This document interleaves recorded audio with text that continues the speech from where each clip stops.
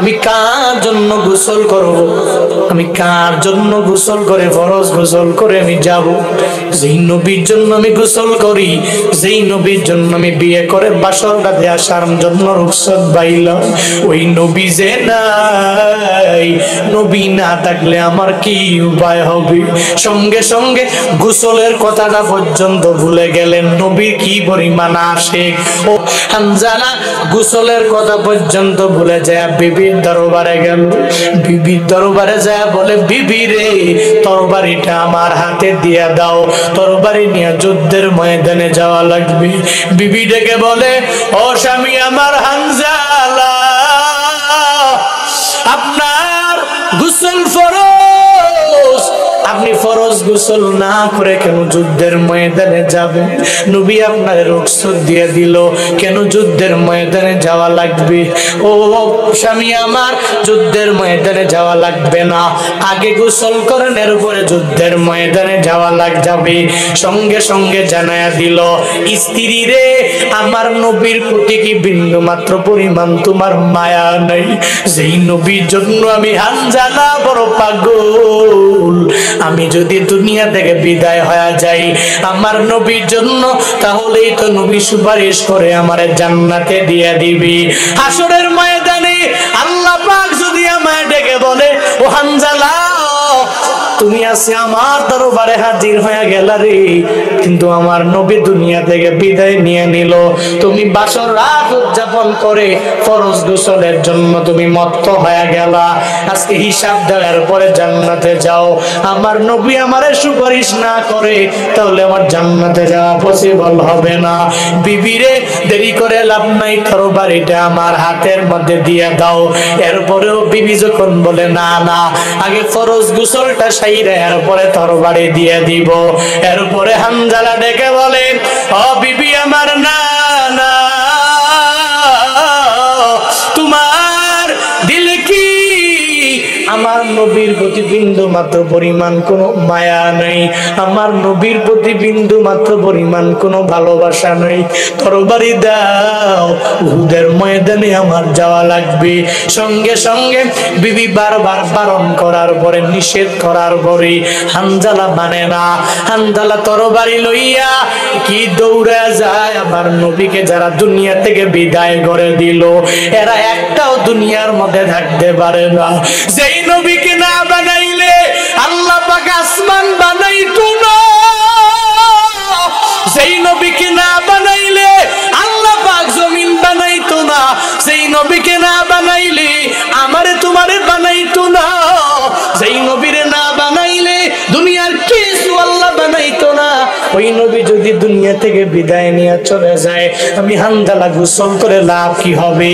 তরবারি নিয়ে, এই ধ্যান ধারণা নিয়ে হানজালা যখন দৌড়ে যায়, উহুদের ময়দানে যাওয়ার পরে যারা নবীকে দুনিয়া থেকে বিদায় করে দিয়েছে, কুতিলা মুহাম্মদে কানের মধ্যে এই শব্দটা শুনেছে।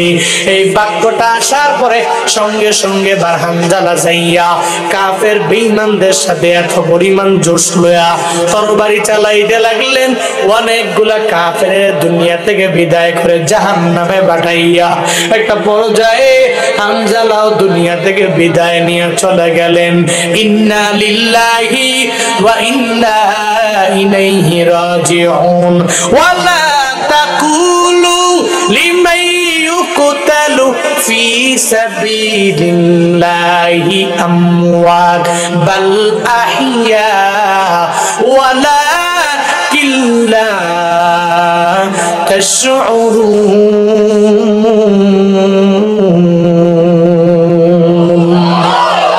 আল্লাহ পাক জানায়া দিলেন, আমি রবের রাস্তায় যারা দুনিয়া থেকে বিদায় নিয়ে চলে গেল, এদের তোমরা মৃত বলো না, বরং জীবিত বলো।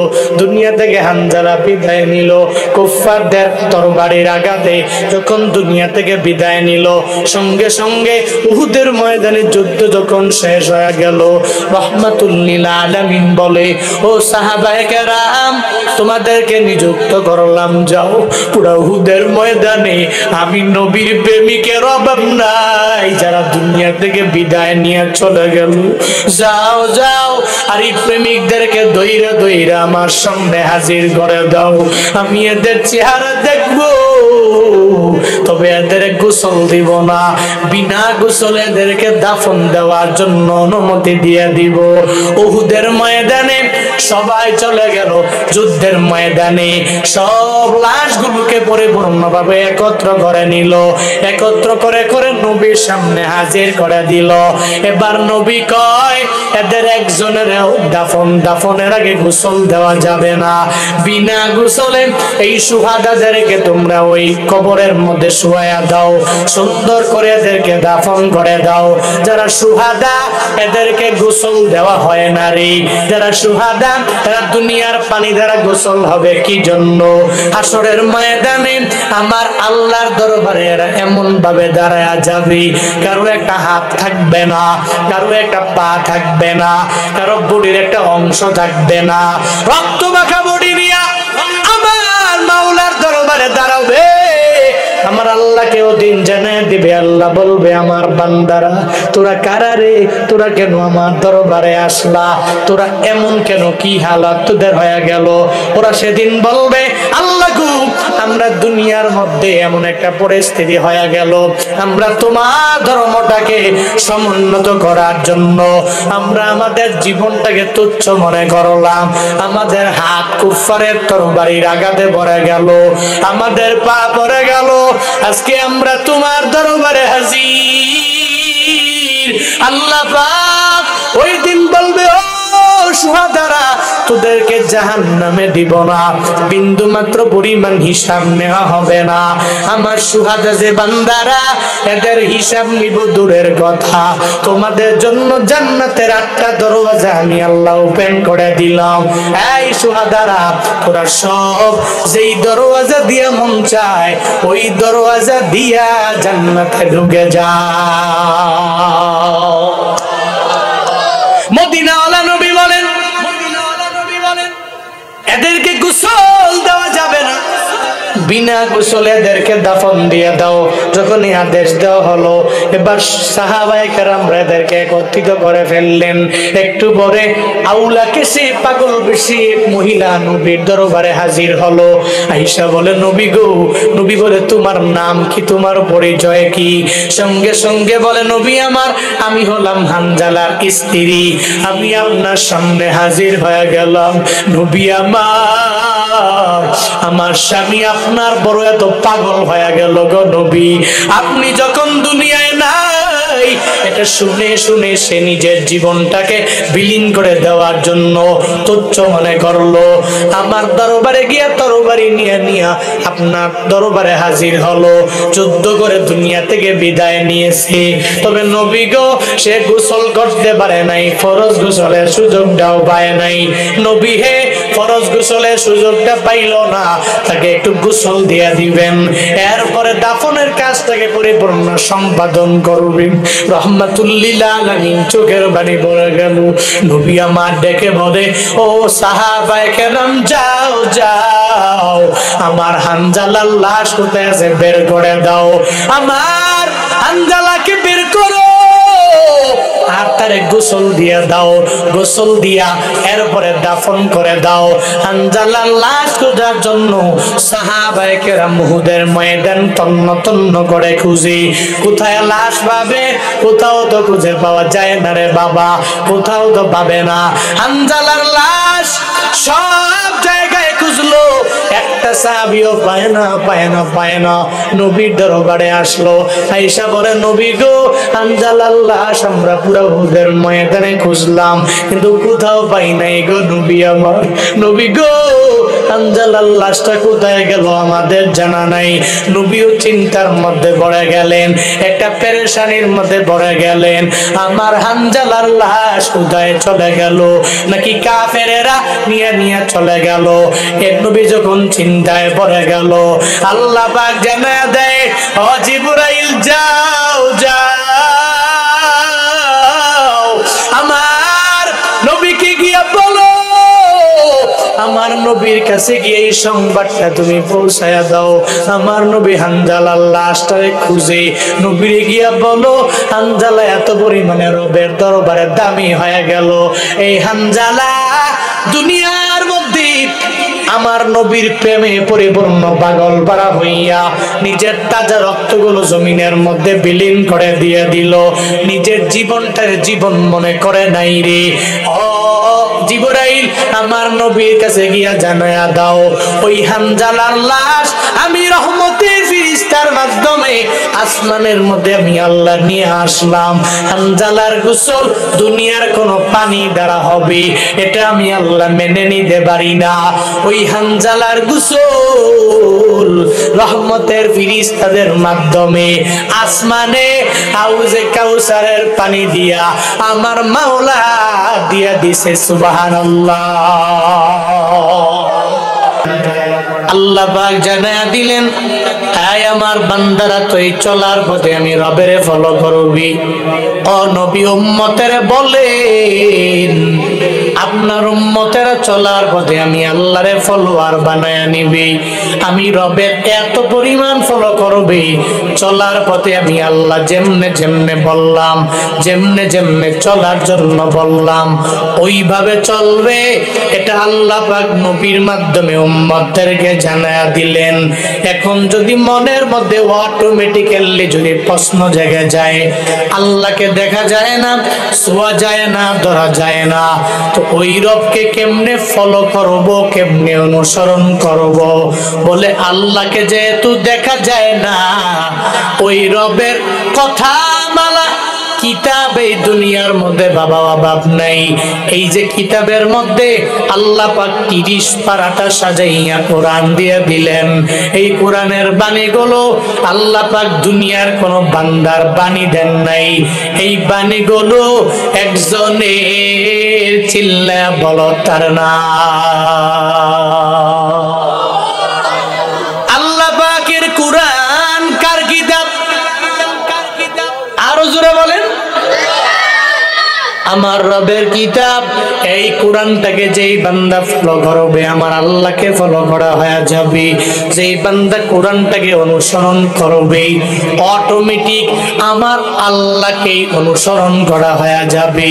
এজন্য চলার পথে আল্লাহকেই তোয়াত করা মানে কোরআনটারে তোয়াত করে নাও, কোরআনের আনুগত্য করে নাও। কোরআন যদি বলে ডানে যাও তুমি ডানে যাবা, কোরআন যদি বলে বামে যাও তাহলে তুমি বামে যাবা। কোরআন যদি তোমারে বলে হে বান্দা তুই সামনে আগাও, তো কোরআন যদি বলে সামনে আগানোর জন্য তুমি সামনে আগাইবা।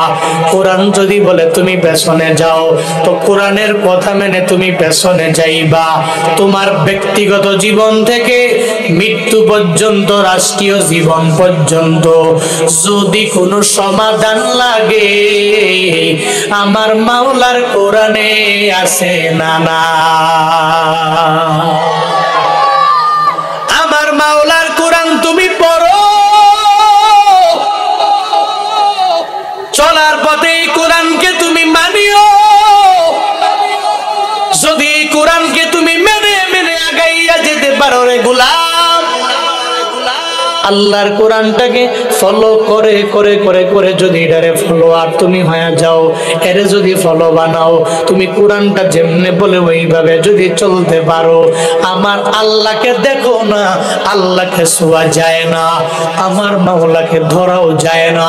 আল্লাহর কোরআন করলে অটোমেটিক আমার মাওলারে ফলো করা হয়ে গেল। এবার কোরআন তো ঘরেও ধরো না, ফজরের নামাজের পরে কোরআন পড়ো নাই, জোহরের পরেও কোরআন ধরলা না, আসরের পরেও কোরআন ধরলা না, মাগরিবের পরেও কোরআন ধরলা না, এশার নামাজের পরেও কোরআন ধরলা না। অথচ তোমার হাতের মোবাইলটা তুমি দিনে কতবার বান্দা তুমি ধরলা? একটা বারের জন্য কোরআন ধরলা না, কোরআন নিয়ে একটু গবেষণাও করলা না। আল্লাহ পাক তোমারে আমারে কত মায়া করে কোরআনটা দিয়ে দিলেন। একটু যদি কোরআন নিয়ে রিসার্চ করতে বান্দা, পশ্চিম কালেও আমার আল্লাহর সামনে তুমি সেকুলার হয়ে যেতে পারতা না, তুমি অন্যায় করতে পারতা না, তুমি অপরাধী হয়ে যেতে পারতা না। পৃথিবীর বড় বড় যারা নাস্তিক হয়ে গেল, এরা আমার মাওলার কোরআনটা মানে না, এই কোরআনটা ধরে ধরে রিসার্চ করে না, এরা তখন আল্লাহরে মানে না, নবী মানে না, ইসলাম মানে না, এরা ধর্ম মানে না। আল্লাহ পাক বলেন, আমি আল্লাহকে ফলো করো, নবী উম্মতের আপনি বলবেন, ওই আল্লাহকে দেখা যায় না তো কোরআন তো দেখা যায়, ছোঁয়াও যায়, ধরাও যায়, পড়াও যায়। তো কোরআনটা শিখে শিখে এর উপরে আমল করা লাগবে, অটোমেটিক আমার আল্লাহকে ফলো করা হয়ে যাবে। এই জন্য তো বারবার ইমামেরা বলে, খতিবেরা বলে একটু বাসায় গিয়া কোরআন পড়বেন, কিন্তু হুজুর কপালটা আমার তো পুড়ে গেল, আমি তো কোরআন তিলাওয়াত নিজে করতে পারি না। আপনি পারেন নাই, আপনার একটা ছেলে আছে, একটু মাদ্রাসায় পড়ান, মাদ্রাসায় পড়লে ওখান থেকে শিখে শিখে ফজরের নামাজের পরে কোরআন তিলাওয়াত করবে। হুজুর আমার ছেলেরাও বানাইতে পারি নাই, বাংলাদেশে মহিলা মাদ্রাসার তো অভাব নাই, ওই জায়গায় নিজের মেয়েটারে দিয়ে দেন, ওখানে পড়াইয়া ওই মেয়েটারে একটু হাফেজা বানায়া নিবেন। হুজুর তাও আমি পারলাম না, তো ছেলের জন্য একটা বউ আনবেন, ওই বউটা হাফেজা হবে, ওই বউটা আলেমা হবে, একটু কোরআনের বড় প্রেমিকা হয়ে যাবে। এমন একটা পুত্রবধূ ঘরের মধ্যে আনলেও তো ফায়দা হবে। হুজুর আমি তাও পারলাম না, আমার কপাল বড় পুড়ে গেল। তো কপাল যেহেতু এতই পুড়ে গেল, আপনার মেয়েটার একটু বিবাহ দিবেন, একটা স্বামী দেখেন যেই স্বামী হাফেজে কোরআন হয়ে যাবে, কোরআনের প্রেমিক হয়ে যাবে, কোরআন তিলাওয়াতের উপরে আমল চালু রাখবে, একজন মাদ্রাসার খাদেম হবে, একজন মসজিদের ইমাম হয়ে যাবে। এরকম একটা ছেলে দেখে আপনার মেয়েটারে আপনি বিয়ে করান। আপনি যে কোনো একটা ভাবে, যে কোনো একটা লাইনে যদি আপনি হয়ে যেতে পারেন, কত পরিমাণ ফায়দা হবে জানেননি? হাসরের ময়দানে এই কোরআনওয়ালারা আপনারে সুপারিশ করে জাহান্নাম থেকে ধরে জান্নাতে নিয়ে যাবে। আরো জোরে সুবহানাল্লাহ। কোরআনওয়ালারা আপনাকে ধরে হাসরের ময়দানে, আপনি জাহান্নামে, আপনার জন্য জাহান্নামটা ওয়াজিব হয়ে গেছে, ওখান থেকে বের করে আপনাকে ধরে নিয়ে জান্নাতে ঢুকায় দেবে। পড়েন না সুবহানাল্লাহ। আল্লাহর কোরআন পড়লে, ওই কোরআন ধরলে, কোরআন দ্বারা যদি কোনো বান্দা লাইফ স্টাইলটা রিলেট করে, কোনো ক্ষতি হবে না। আমার মাওলা তারে বড্ড দামি বানায়া দিবে, যদিও দুনিয়া পাবে না, তবে আখিরাতের লাইনে এত পরিমাণ ফায়দা। এই কচুয়ার মুসলমানেরা, এই পালাখালের মুসলমানেরা, এই খিলমেহেরের মুসলমানেরা, আজকে থেকে নিয়ত করে নাও, চলার পথে আমি কোরআন দ্বারা নিজের জিন্দেগিটারে আমি পরিপূর্ণ জ্বালাবো। আল্লাহর কোরআন পড়লে কত পরিমাণ দামি হওয়া যায় রে বাবা। যদিও দুনিয়াতে আপনার টাকা পয়সা ইনকাম করে ছেলেটা দিতে পারবে না, তবে মনে রাখবেন একদিন যখন কবরের মধ্যে চলে যাবেন, ওই কবরে কেউ নাই, সাথী নাই, বাতি নাই, কোনো সঙ্গী নাই, আপনার সঙ্গে কেউ যাবে না, আপনার বন্ধু বান্ধবেরাও যাবে না, আপনার কলিগেরা যাবে না, আপনার মালিক যাবে না, আপনার আশেপাশের যেই বন্ধুর জন্য আপনি জীবন পর্যন্ত দিয়ে দিবেন, ওই বন্ধু কিন্তু আপনার সঙ্গে কবরে যাবে না। ওই কবরে যাওয়ার পরে যখন দেখবেন ছেলেটা কবরের সামনে গিয়া দাঁড়াইয়া আপনার জন্য দোয়া করে, আর আমার আল্লাহর দরবারে জানায়, ও আল্লাহ, আমার মা আমার বাবা ছোটবেলায় যেভাবে আমার লালন পালন করলো, আজকে আমার মা বাবা নাই, আমার মা বাবার কবর তুমি জান্নাতের বাগান বানায়া দাও। আমার মদিনাওয়ালা নবী বলেন, এই উম্মতেরা, যদি তোমার সন্তানরা যখন তোমার মাকবারার সামনে গিয়া দাঁড়াইয়া তোমার জন্য যখন দোয়া করবে রবের দরবারে, আল্লাহ আমার মা বাবার কবর তুমি জান্নাতের বাগান বানায়া দাও, আল্লাহর কসম ওই সন্তান যদি হাফেজে কোরআন হয়, ওই সন্তান যদি আলেমে কোরআন হয়ে যায়, আর তোমার মাকবারার পাশে দাঁড়াইয়া যখন তোমার জন্য দোয়া করবে, আল্লাহ মা বাবার কবরে তুমি তুমি জাহান্নামের ফেরেশতাদেরকে পাঠাইবা না। ওই মা বাবার কবরে তুমি 99টা সাপ পাঠাবা না রে আল্লাহ।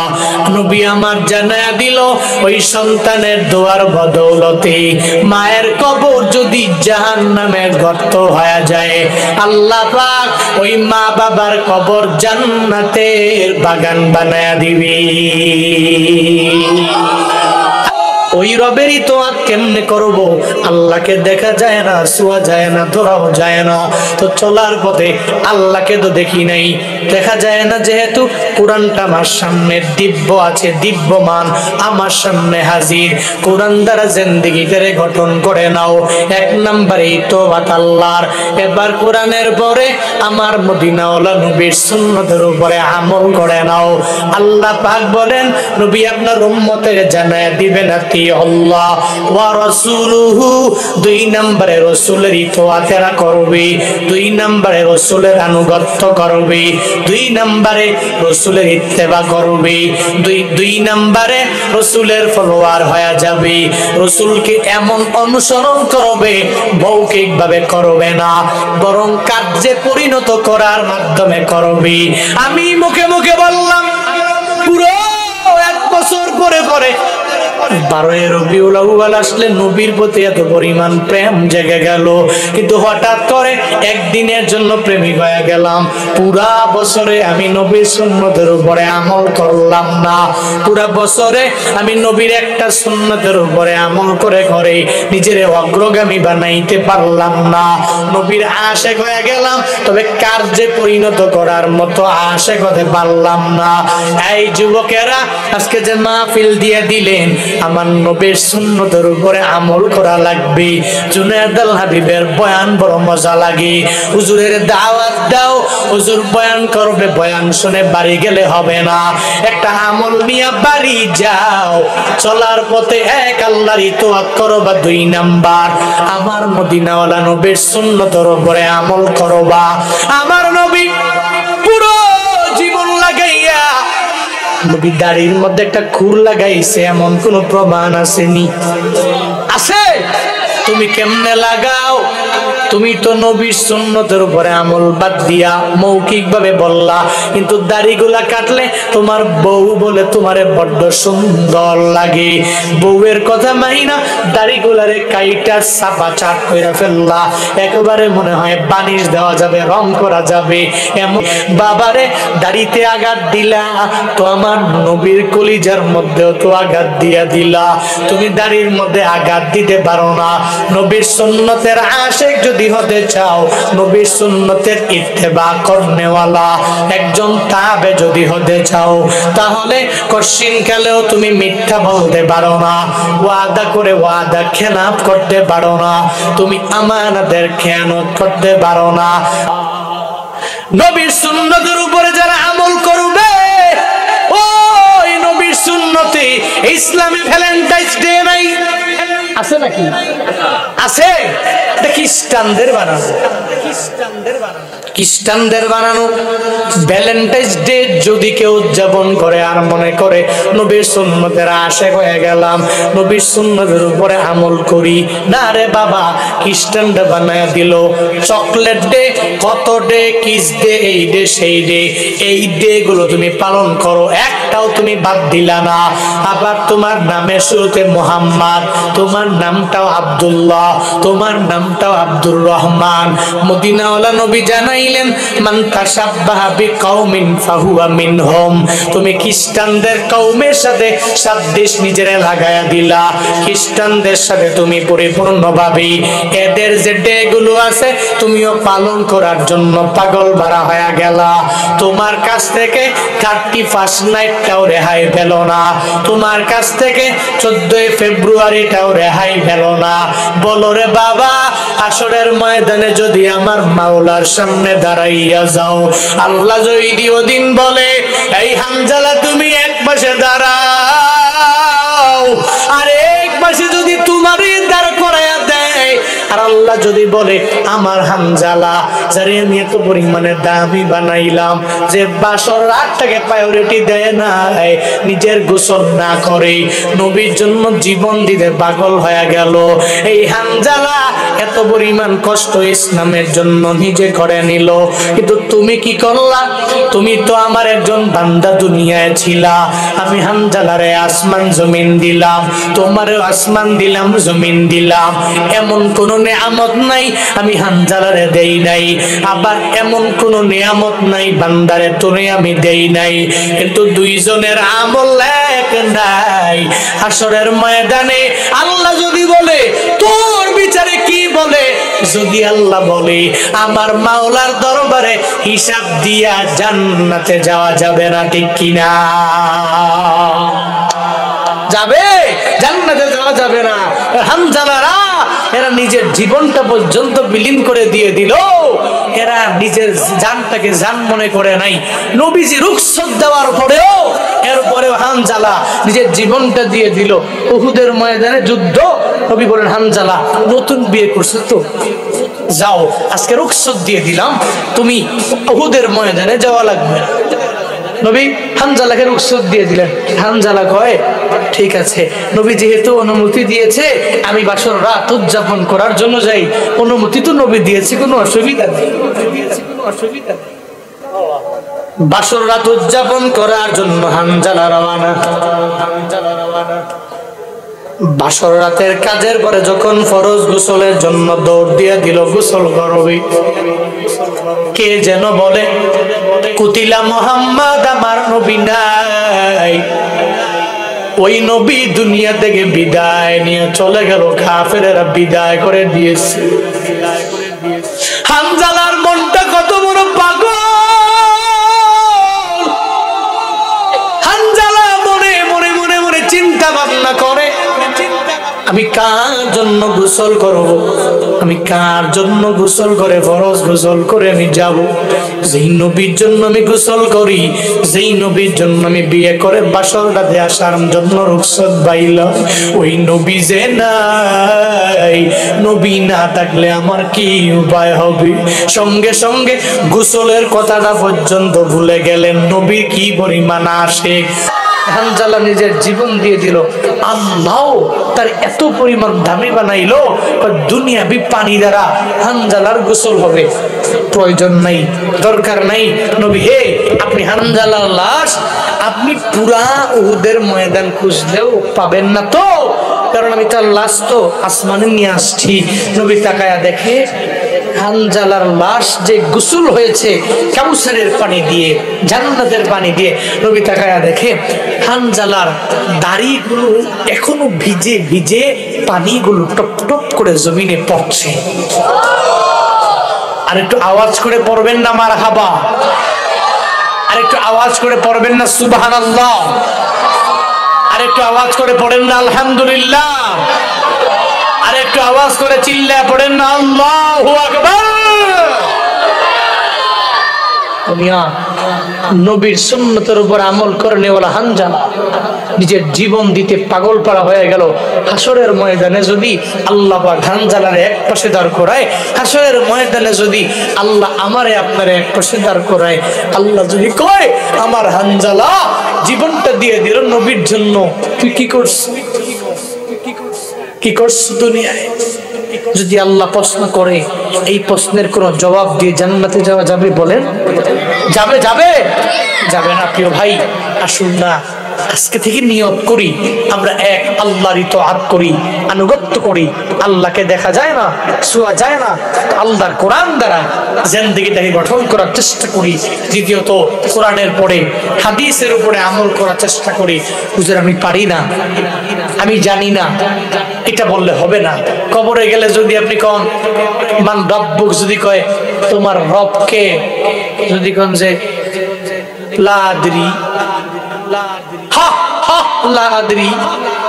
যদি আপনি বলেন যে আমি জানি না, যদি বলেন তাহলে কি ফেরেশতা কবে ঠিক আছে জানো না, তোমার সুযোগ দিলাম, তোর 5 বছর সুযোগ দিলাম, কবরের শিক্ষা নাও। সুযোগ দেওয়া হবে নাকি কবরে? বাবা দেওয়া হবে না, হবে না। রবের পরিচয় দুনিয়া থেকে নিয়ে যাওয়া লাগবে, ধর্মের পরিচয় দুনিয়া থেকে নিয়ে বারজাখের জীবনে যাওয়া লাগবে।